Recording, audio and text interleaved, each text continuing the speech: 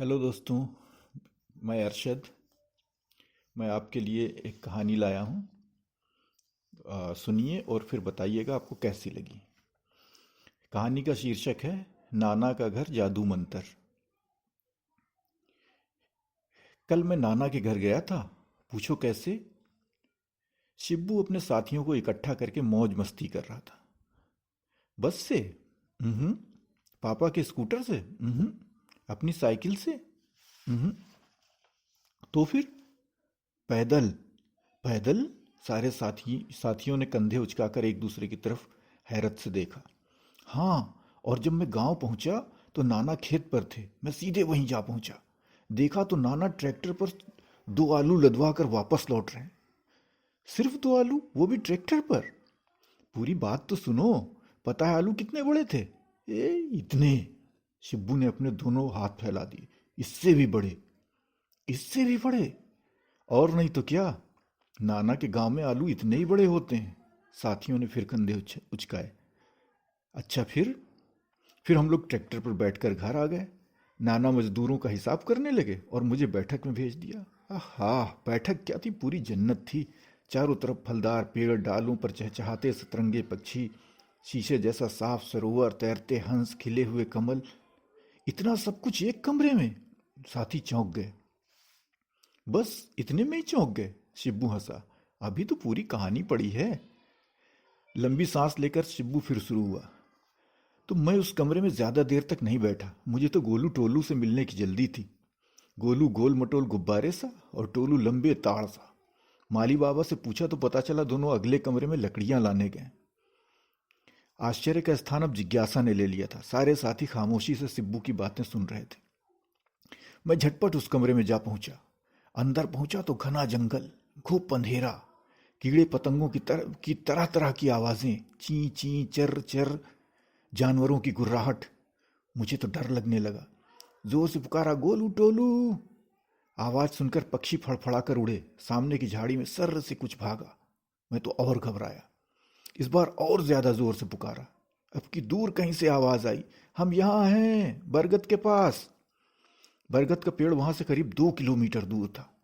मैं सोच में पड़ गया कि वहां कैसे पहुंचा जाए। घना जंगल, अनजान रास्ता, जंगली जानवरों का खतरा। तभी उस झुटपुटे में एक छोटे कद का घोड़ा दिखाई दिया। मुझे मनमांगी मुराद मिल गई। झटपट सवार हुआ और चल पड़ा। इतनी तेज रफ्तार से कि पूछो मत। मिनट भर में गोलू टोलू के पास। मुझे देखकर वे बोले, बड़े बहादुर हो तुम। मैंने कहा, इसमें बहादुरी की कौन सी बात। वे हंसकर बोले, शेर की सवारी जो करके आए हो। बाप रे, मेरी तो जान ही निकल गई। जिसे मैं घोड़ा समझ रहा था वो तो शेर निकला। मेरी हालत पतली हो गई। टांगें थर थर कांपने लगी। शिब्बू ने कांपने का ऐसा अभिनय किया कि सारे साथी खिलखिला पड़े।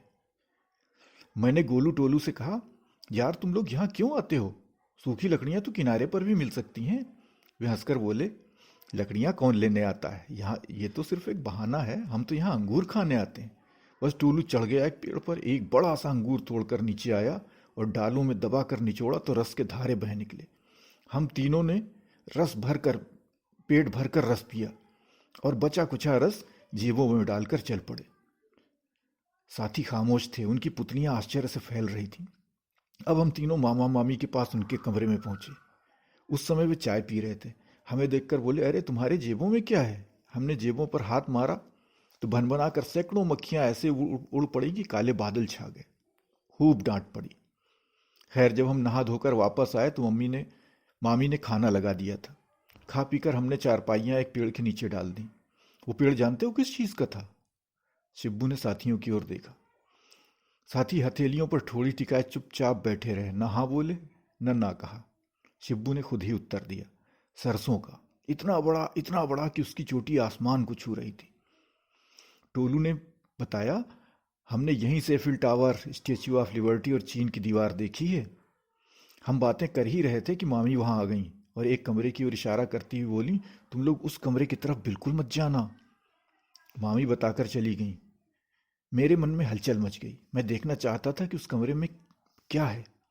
मेरी जिद पर गोलू टोलू भी तैयार हो गए। हम लोग चुपचाप कमरे में घुस गए। वहां का दृश्य बड़ा अजीब था। अजीब तरह के पेड़, अनोखे पक्षी, तिरछी बेडौल चट्टानें। वहां का वातावरण देखकर सिहरन सी होती थी। तभी एक बड़ा सा बादल का टुकड़ा दिखाई दिया। गोलू चिल्लाया, फौरन भाग कर छिप जाओ। हम लोग दौड़कर एक चट्टान के पीछे छिप गए। वो बादल का टुकड़ा पास आया तो पता चला कि वो बादल का टुकड़ा नहीं बल्कि एक बड़ा सा पक्षी है जो आदमी तक को उठा ले जा सकता है। हम लोग डर के मारे छिपे रहे। अब हमारी समझ में आया कि मामी ने हमें यहाँ आने से क्यों मना किया था। पक्षी के जाने के बाद जो ही चलने को तैयार हुए कि लगा हम सरक रहे हैं, देखा तो आसपास की चट्टानें, पेड़ पौधे, घास फूस सब चल रही हैं। डर के मारे पसीना छूटने लगा। तभी गोलू ने कहा, दादा बताते हैं कि यहाँ एक बड़ा अजगर रहता है जो सालों बाद शिकार की तलाश में निकलता है। इस बीच उसके शरीर पर बड़े बड़े पेड़ उगाते हैं, बड़ी बड़ी चट्टानें जम जाती हैं। शिकार पाने के बाद वो फिर सो जाता है। हम लोग घबरा गए कि अगर कहीं उसने हमें देख लिया तो खैर नहीं। हम लोग फौरन उसकी पूंछ की ओर भागे। भागते रहे 1 घंटे 2 घंटे, जानी कितनी देर लगातार दौड़ते रहे। आखिरकार एक घास के मैदान में कूदकर हमने अपनी जान बचाई। हम लोग थक कर चूर हो गए थे। घास में पड़े पड़े झपकी आ गई। अचानक लगा कि धरती कांप रही है। पेड़ थरथराने लगे, फल टूटकर टप टप गिरने लगे, चिड़ियों के घोंसले जमीन पर आ गए। गोलू चिल्लाया, भागो, डायनासोर आ गया। गोलू की आवाज़ सुनकर मैं भाग खड़ा हुआ। भागता रहा। गोलू टोलू कहाँ रह गए पता नहीं। मैं वहां से जो भागा तो सीधा यहाँ आकर रुका। कहकर शिब्बू सचमुच हाँफने लगा। तुम्हारे नाना का घर तो बहुत मज़ेदार है, हमें भी घुमाने ले चलोगे? साथियों ने पूछा। हाँ हाँ, क्यों नहीं, आज ही चलते हैं। आज ही? वो कैसे? रात को सपने में, और कैसे, कहकर शिब्बू हंस पड़ा। उसकी हंसी में उसके साथी भी शामिल हो गए। बच्चों, ये कहानी तुमने सुनी, तुम्हें कैसी लगी ज़रूर बताना।